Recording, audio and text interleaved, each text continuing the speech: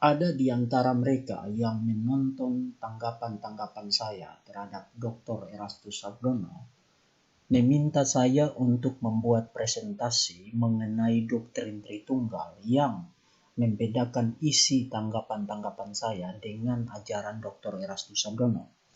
Saya berusaha memenuhi permintaan itu, namun karena waktu yang terbatas, saya tidak akan membahas seluruh bagian-bagian Alkitab yang berkaitan dengan doktrin Tritunggal. Saya memilih untuk mempresentasikan doktrin ini, konsepnya, memasangkannya dengan ajaran-ajaran lain yang pernah muncul di dalam sejarah. Saya menarik perhatian kita kepada kutipan dari Os Guinness, "Contrast is the mother of clarity." I always find that I understand and wonder at the gospel when I see the contrast of the alternatives. Kontras adalah ibu dari kejelasan. Saya selalu mendapati bahwa saya memahami dan mengagumi Injil ketika saya melihatnya dalam kontras dengan alternatif-alternatif lainnya. Mari kita perhatikan doktrin Tritunggal dalam kontras dengan dua pandangan lain yang pernah muncul di dalam sejarah. Sabellianisme muncul pada abad ketiga, Arianisme puncaknya pada abad keempat yang melahirkan atau yang memicu Konsili Nisea dilakukan. Sabellianisme adalah pandangan bahwa Tuhan itu, Allah itu, pribadinya satu. Allah yang satu pribadi itu memanifestasikan dirinya dalam 3 fungsi atau 3 peran yang berbeda. Jadi dalam Perjanjian Lama, peran yang menonjol adalah peran sebagai Bapa.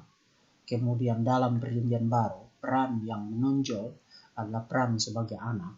Dan pada masa gereja, mulai dari era Perjanjian Baru sampai dengan sekarang, peran Allah itu disebut Roh Kudus. Jadi Bapa, Anak, dan Roh Kudus. Ini bukan 3 pribadi yang berbeda, tapi satu pribadi yang memanifestasikan dirinya dalam 3 fungsi atau 3 peran yang berbeda. Nah, berbeda dengan Sabellianisme, Arianisme percaya bahwa Bapa dan Anak adalah 2 pribadi yang berbeda. Bukan hanya 2 pribadi yang berbeda, tapi esensi, hakikat, kealahan dari Bapa lebih tinggi dari esensi, hakikat, kealahan dari Anak. Jadi dalam pengertian tertentu, Anak bisa disebut sebagai Allah atau Tuhan, tapi esensi kealahan, esensi ketuhanannya tidak sama, tidak sejajar, tidak sederajat dengan esensi kealahan Bapa. Nah, saya kira posisi doktrinal dari Dr. Erastus Sabdono ada di dalam area ini, sebab melalui ajaran-ajarannya yang sudah ditanggapi, beliau percaya bahwa ada hierarki antara Bapa dan Anak. Jadi natur esensi keilahian Bapa lebih tinggi dari natur esensi keilahian Anak. Nah, ini adalah ajaran Arianisme. Arianisme tidak percaya bahwa Roh Kudus adalah pribadi. Arianisme percaya Roh Kudus itu hanya semacam kuasa atau kekuatan. Jadi hanya ada 2 pribadi ilahi, Bapa dan Anak. Tetapi keilahian Anak, ketuhanan Anak lebih rendah derajatnya dari keilahian Bapa. Jadi kealahan Bapa ada dalam hierarki dengan kealahan Anak. Nah, ajaran ini kemudian muncul di dalam ajaran para saksi Yehova yang percaya bahwa Yesus itu suatu Allah, artinya dalam derajat tertentu Allah, tetapi bukan Allah dalam hakikat yang sama dengan hakikat Bapa. Sedangkan Sabellianisme untuk tampilan masa kininya muncul di dalam ajaran Oneness Pentecostalism atau yang disebut juga dengan sebutan Jesus Only. Nah, biasanya Oneness Pentecostalism atau Jesus Only ini mereka menggunakan rumusan-rumusan Trinitarian tetapi dengan penekanan Sabellianisme. Mereka sering menggunakan rumusan dalam nama Bapa, dalam nama Anak, dalam nama Roh Kudus, yaitu Tuhan Yesus. Biasanya mereka menggunakan rumusan ini di dalam baptisan. Jadi bentuk atau tampilan masa kini dari dua ajaran ini masih bisa kita lihat sekarang.